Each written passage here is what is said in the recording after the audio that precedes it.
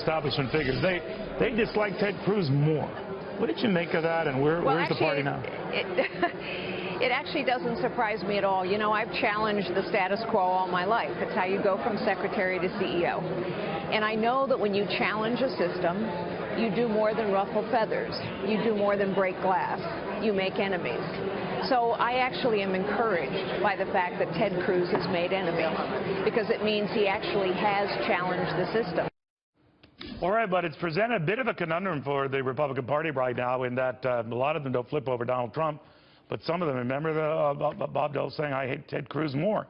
So what do? Former Wisconsin Governor Scott McCallum joins us, had been backing Marco Rubio. Who are you backing now, Governor? Well, I haven't come out for anybody yet. Obviously, many of us want to see, at the very least, want to see a Republican win in the general election. So you want a winner, and you want somebody who's qualified as well. And there are differing opinions as to who is qualified and who isn't. And as you just had a previous discussion on where the delegates are going to go, they're free agents. But I do think some of the attributes that Rubio brought to the campaign are probably exemplified the best in the governor of Ohio. Do you get a sense, though, that there could be something done with these 169 Rubio delegates, that they might, or a good many of them might be committed on a first ballot to Marco Rubio? Now, I don't know what the rules are if he goes from suspending his campaign to outright ending it, thereby severing any connection to those delegates, making it a moot point who they vote for because he's out. That those delegates combined with a Cruz, maybe even a Kasich making a longer push of it, help the non-Trump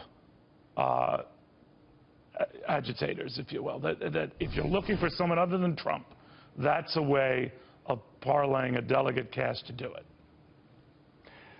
There are a number of steps to be taken in the course of the campaign still.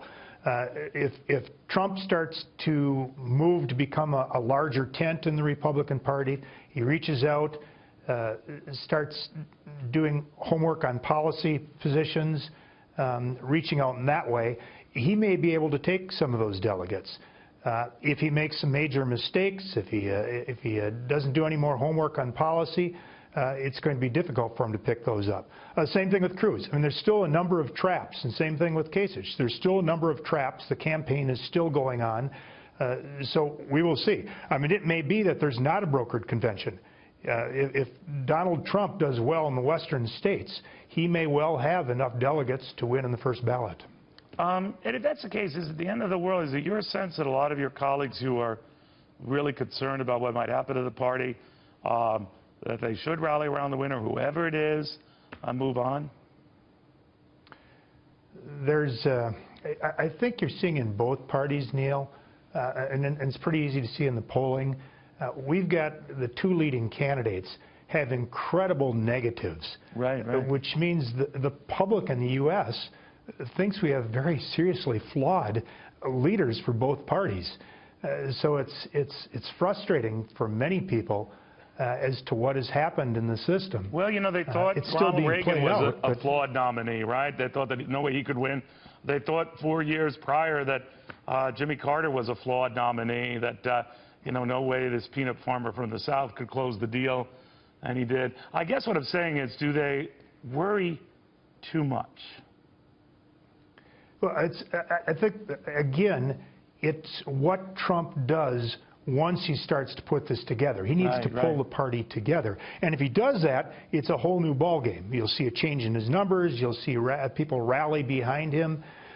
Right now, there's a split. There are a lot of candidates, a lot of different ideas, and it's important for the person who is the front runner or the leader then to pull that together. We haven't reached that stage yet. And obviously, there are going to be flaws for any candidate because you've got every other candidate trying to point out anything negative whatsoever. Yeah, it's like my wife will freely point out all of my flaws. So you're right. That's right. And yet we still love each other, so whatever. Governor, thank you very, very much. It's always good having you.